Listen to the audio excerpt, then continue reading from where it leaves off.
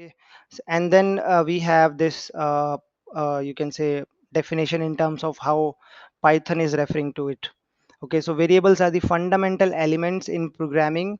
These are used to store data. So what we are doing in this X is we are storing some information, right?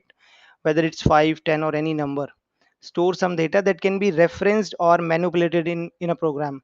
So we are defining this X value, but we are conscious enough, we know like this value can change. Right now we are giving as a static value, but we understand this, that it can change, it's a variable.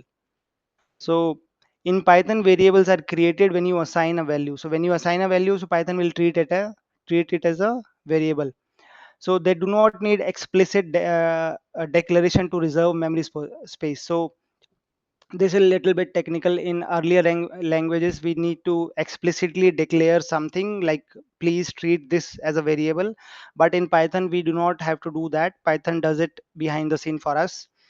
And this variable will take some space in memory.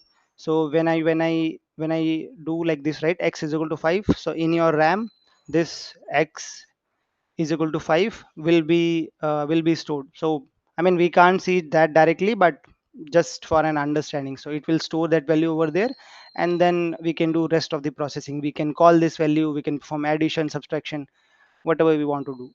We can perform those action on this. So this is how. Hey everyone, hope you enjoyed our session at LWP Labs.